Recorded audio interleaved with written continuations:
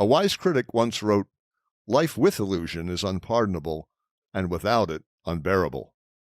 How do we make sense of the apparent illusions at the heart of society?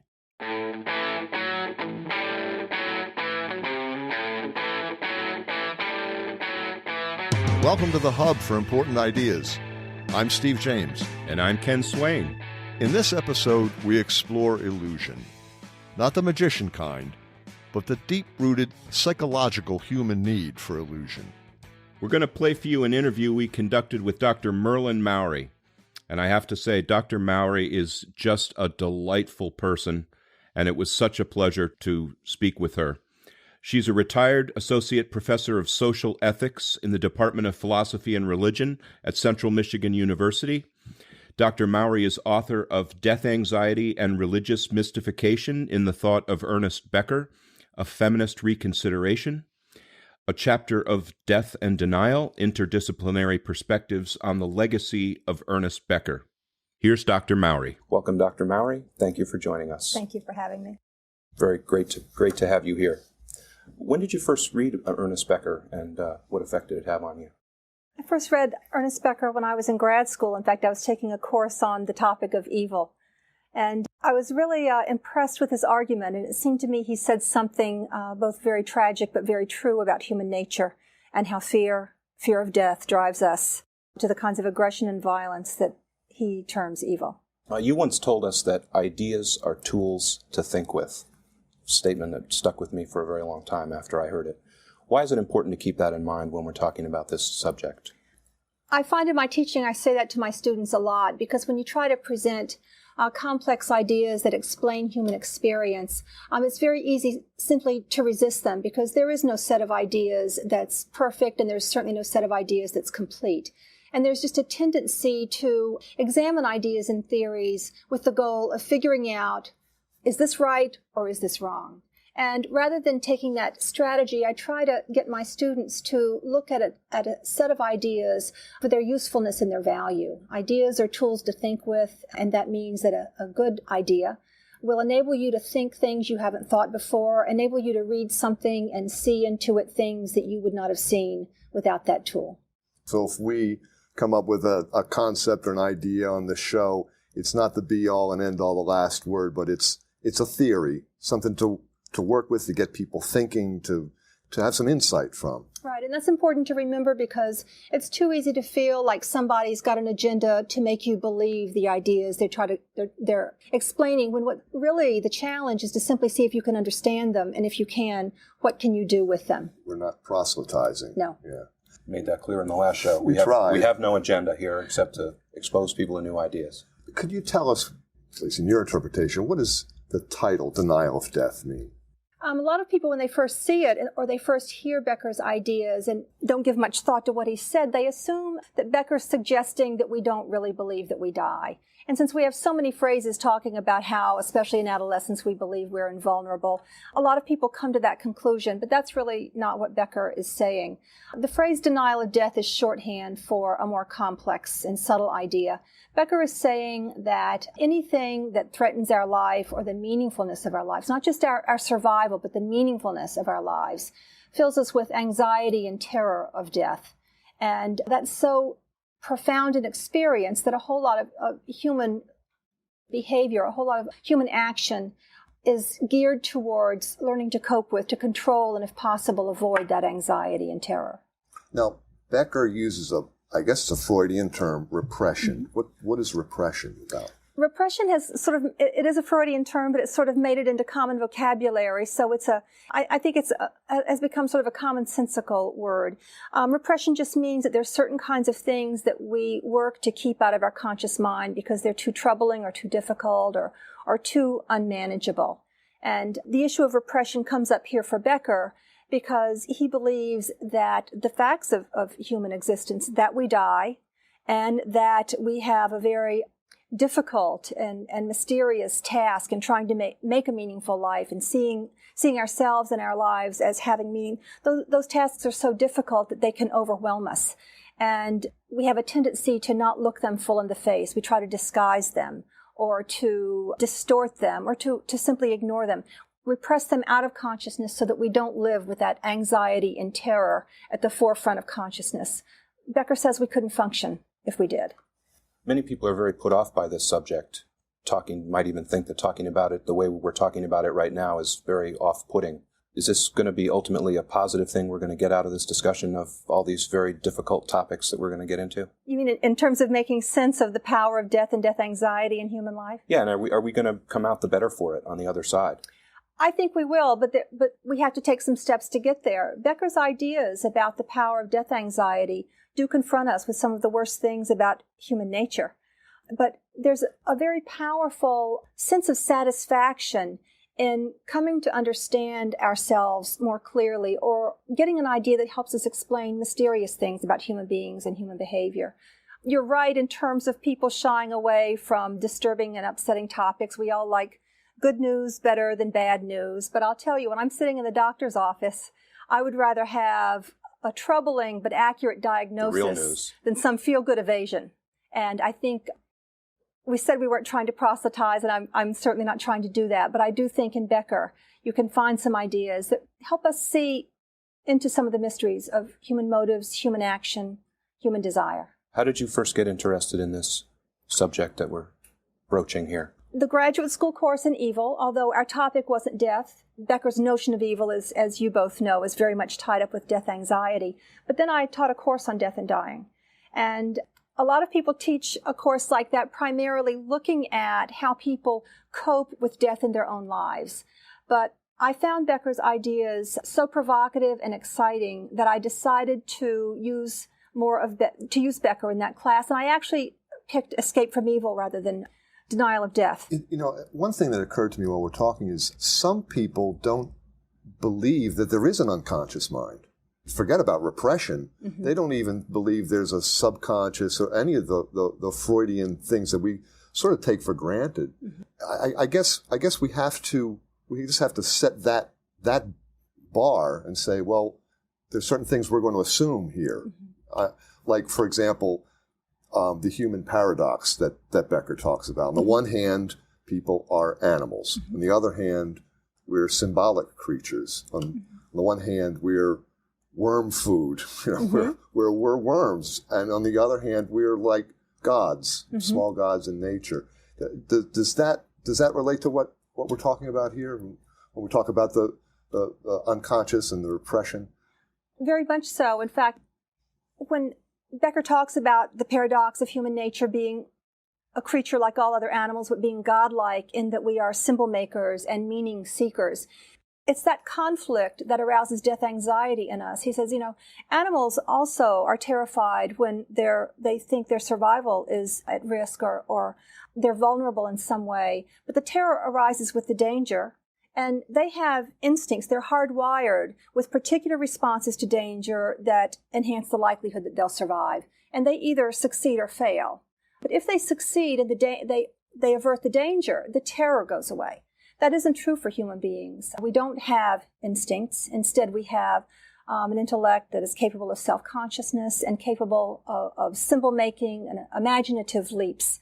That it enables us to see the human predicament in a way animals don't see ahead of time their predicament. Life and death are not ongoing problems in the life of an animal. Life and death both are problems in the life of a human being. We are living a life with the very same desire, most people believe, as animals have, to preserve our lives, to live fully. But we know, as animals don't know, from a very early point, that desire will ultimately be frustrated, that there's nothing we can do to escape or evade our ultimate fate, which is the same as an animal's, to die.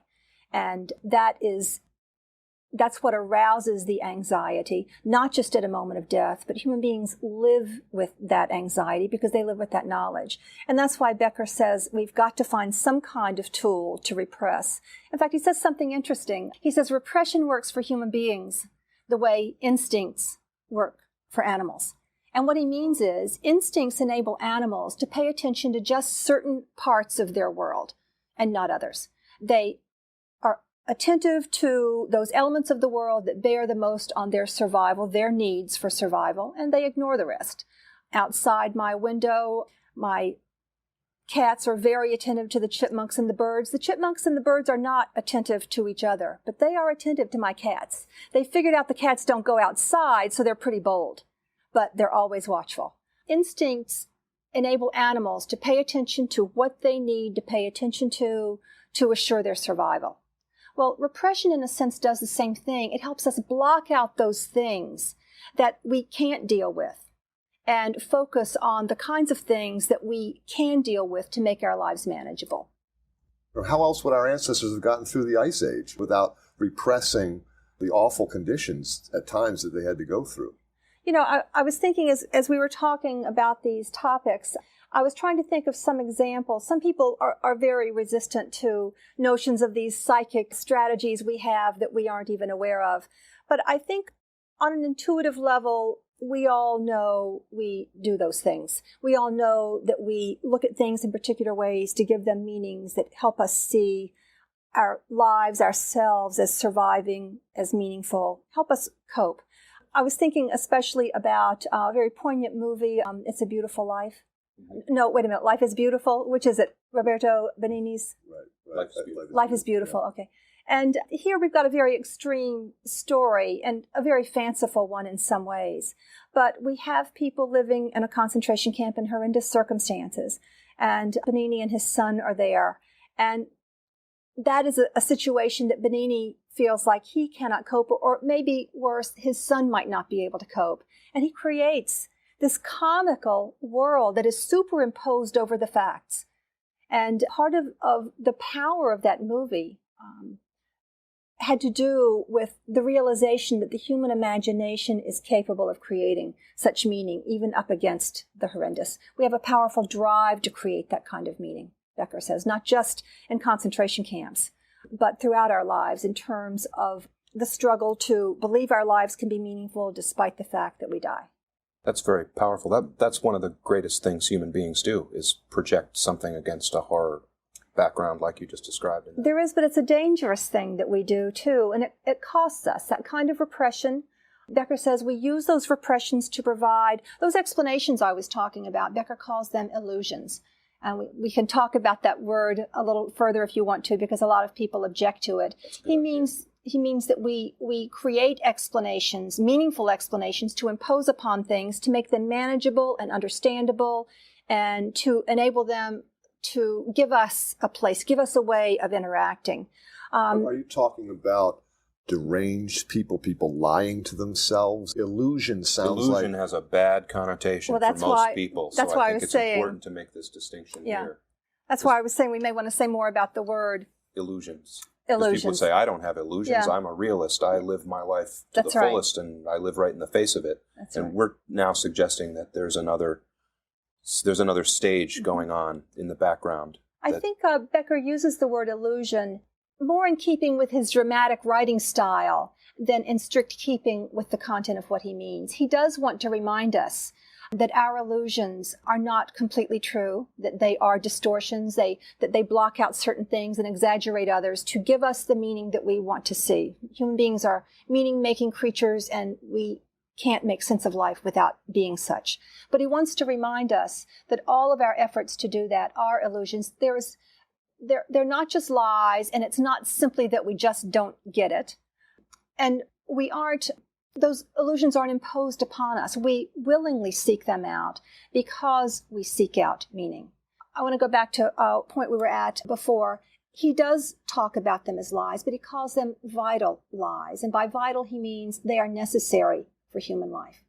We can't make sense of the bigness of the world, of all the possibilities that are out there for us. We can't, unlike animals with instincts, we don't know how we're supposed to behave in that world, and we have no confidence that how we live and what we accomplish is ever going to mean anything. And so we fashion a way of making sense of the world that explains it, gives us a mode of activity that will enable us to participate and to contribute and to gain the respect, the acceptance, the respect of other people, and ultimately to see our lives, even if it is a finite life, as having a place within a meaningful context, and maybe even as we act in that context, giving us the opportunity to do something heroic, something special, to stand out in the kind of way that assures us that we have not only lived meaningfully, we've lived meaningfully enough that our contributions may outshine others and outlive even our own deaths. Wow, very complicated. We talked with Dr. Sheldon Solomon. He was talking about the self as a construct, self-esteem as a construct, heroism. And so now we're talking about this process of illusion and repression so that we're expanding the whole idea that everything in terms of what we see in the world is a construct, is an illusion of some kind. That's right. But let's look at some more commonsensical language. You're right that Becker's language can be off-putting, it can be inflammatory, and I think he kind of liked that. But that's fun. That's why he's fun to read, too. That's true. He certainly makes you pay attention. He certainly gets you going when you read him. We aren't so offended when we talk about a worldview of a particular culture. We aren't so offended when we talk about the perspective that people who have endured a certain kind of experience take. The idea of socialization doesn't offend us. But all three of those ideas convey the meaning that we have lived in a world and taken on its meanings as our own. Socialization is simply the story of how we learn to make our way in a culture, make sense of ourselves in terms of the language, the values, the goals, the ideals, the stereotypes, the preferences and priorities of that culture. We all do that. In the language of socialization, even if people don't agree with repression and the unconscious, I don't know anybody who wouldn't say we aren't socialized, we aren't shaped to live within a certain culture, use its language, its symbols, its meanings as a way of making sense of our lives. Becker isn't really saying something so totally different from that, but he is trying to remind us that there is danger here, that we can take on those illusions, that worldview, we can be socialized and live within the world so comfortable with its meanings that we never ask the question, are these meanings really true? Are these meanings really of ultimate value? Might I have some other options in the way I live my life? Might I pick some other commitments? Might some other convictions enrich me and enable me to enrich others more than the hero system, the values, the priorities of the culture I live within? He's trying to remind us that through socialization, through living with illusions, we're giving up freedom. We're giving up opportunities to live more fully, to express our uniqueness more authentically, to be more self-aware. We're talking about culture and the function of culture, and that's right. Different cultures do this to different degrees.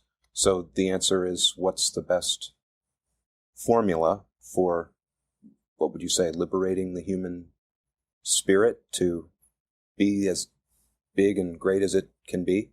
Well, Becker believes that all cultures give us illusions. All religions give us illusions. All political worldviews give us illusions.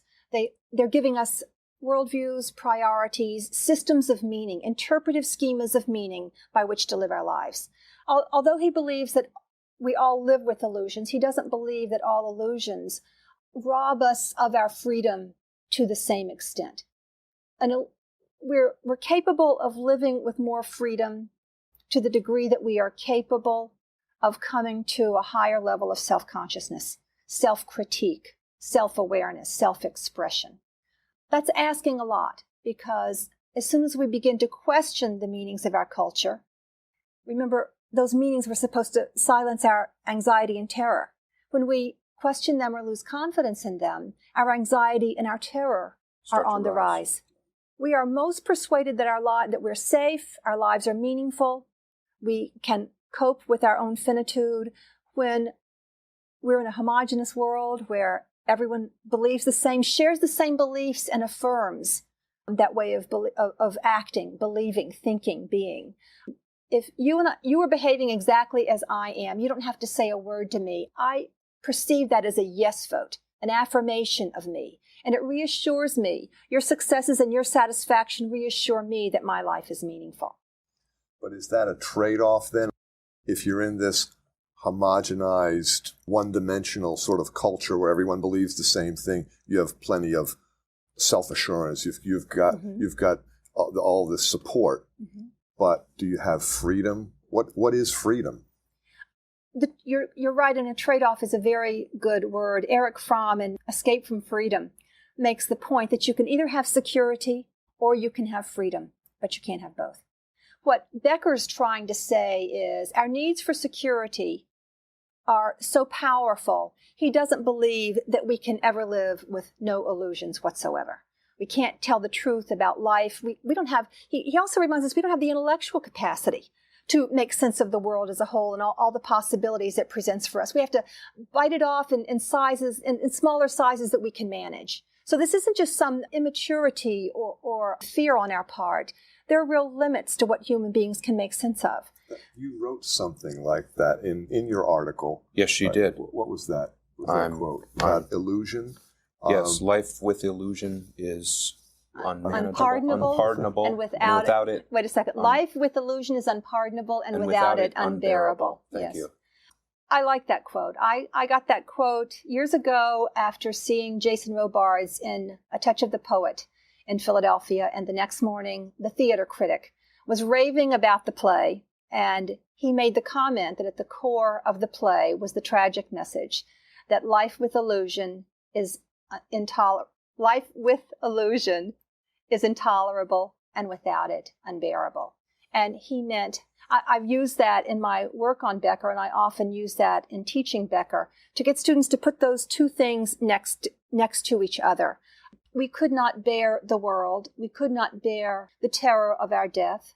We could not bear the mystery and open possibilities of a life we can make if we could not impose some kind of order, structure, manageable size on it, some intelligible way of believing we live in it, in that world, in our lives, in our bodies, in our time, in such a way that we can make it count. So life would literally, Becker believes, be unbearable without those explanations. Wow. But Becker also agrees that life is intolerable with illusions because we give up our freedom. Now, he doesn't think we can avoid giving up some freedom. And so he tells us we should not be too derogatory. We should not be too cynical, too condescending about the human need for illusion. But there's a big difference. There are ranges of freedom. A minute ago, I said we can retrieve our freedom to the degree we're willing to develop our own critical self-consciousness.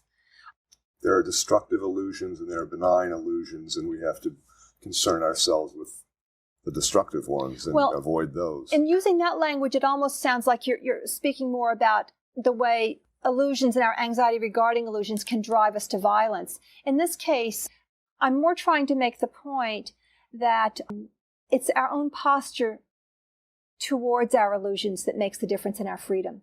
Becker does believe that we are capable of self-consciousness and self-critique.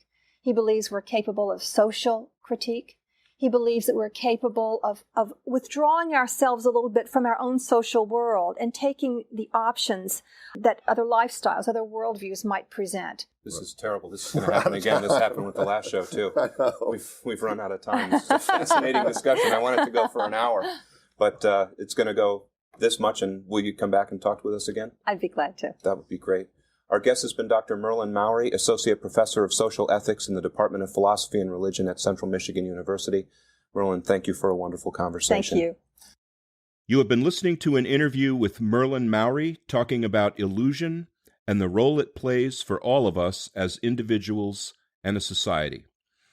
Steve, this has one of my favorite ideas, which is an idea about ideas. Merlyn said, ideas are tools to think with. We've talked about that so many times. That stuck with me really forever. From the minute she said it, I never forgot it. Ideas are tools to think with. So when you say, why would you want to get involved in an enterprise like the Hub for Important Ideas? Well, because you can think better, maybe. So it's the reason why we read books, it's the reason why we watch documentaries, and it's the reason why we have conversations like these. Yeah. We're looking for new ideas to help us think through stuff. And Merlyn gives us new ideas. Boy, does she ever. Steve, what's your takeaway from that? Well, I mean, obviously, I just love the whole idea of it, you know? Yeah. And it's kind of really at the heart of what we're about. We've been kicking this one around for a long time, and I couldn't agree more. The other notion I was struck with is Becker's ideas about the power of death anxiety confront us with some of the worst things about human nature. We all like good news, better than bad news, but if I'm sitting in the doctor's office, I would rather have a troubling but accurate diagnosis than some feel-good evasion. You got to love Merlyn. What do you think? Yeah. I mean, that example that she gave of being in a doctor's office and the thing that's hanging in the balance is your own health, that really brings it home. I mean, if you don't want to hear an accurate assessment of the situation in that condition, then you're just living in fantasy land. And when I think about the response to climate change, the response to the pandemic lockdown, where people are out protesting in the streets, armed with assault rifles, protesting in the street because they don't want their liberty taken away. And you have to stop and say, what part of this don't you get? Is it that you just don't want it to be true and therefore it's not true? You don't want climate change to be real, therefore it's not real for you. Well, that's just crazy talk. That's a feel-good evasion. And if you think you're going to undo the lockdown just because you want to go see a baseball game or you want to go to church and pray with the other parishioners, you're risking people's lives. You're risking your own life, but that's your business. You want to risk your own life, go right ahead. But you're risking people my age who are more vulnerable, people with pre-existing conditions. Yeah, and all because... Like me. Yeah, there you go. Yeah, so because you want some feel-good evasion. Well, that's great when you're 8 years old, but, grow up. And don't bring guns, and don't bring guns with you to the demonstration. Anyway, so what's your other take on this? I would say the hardest thing she says to deal with is she says we all live with illusions. And that sounds simple until you start to examine your own views as illusions or part illusions. That's a complicated subject that is uncomfortable for a lot of people, and some of this just isn't for everybody. And I just say, go ahead. You don't need to think about this stuff. But if you really want to drill down on human nature and what it is that's the mainspring that's got us ticking, you got to have a good ability to handle difficult and uncomfortable psychological points of view, and that's certainly one of those. We're not going to adequately cover all that today. No, we're not. And I think that it is a complex subject. It's a difficult one. But I think we all have to understand that you need illusions to survive. We need illusions to survive. We all need illusions to survive. So I shouldn't come down so hard on those people out protesting the lockdown, because they can turn around and say, well, you have illusions too, pal. And that would be 100% right. We all have illusions. One of mine is that we're somehow, as a society or as a species, making progress, and each generation is slightly better than the one before. Right. Well, there's no data to prove or even demonstrate that or validate that. Right. That's just an illusion on my part. That's just something I personally believe and hope is true, and I'll never know the answer. But that is one that you live with because it gives you hope. It keeps you going, gets you out of bed in the morning. Yep. You say, I'm doing this for the next generation, whatever it is. And you need that to keep going. Otherwise, you would be like what Sheldon says, cowering in the corner, groping for a Valium the size of a Buick. you need, right? You need illusions to keep going. Right. And they're essential. So anyway, you're right. We're not going to resolve this in this one conversation. It will come up again. We'll deal with it. What's coming next week, Steve? Yes, sir. Our next episode will feature Dr. Jerry Piven talking about violence and the prevalence in our society. That'll be a good one. Jerry is like no one else. Oh, my God, yeah. Join us next time. Like us on Facebook. Please recommend us to your friends. You can find us online at www.thehubforimportantideas.com and support us on Patreon. Thank you for listening to The Hub for Important Ideas. I'm Steve James. And I'm Ken Swain. Stay safe, everybody. Thank you again.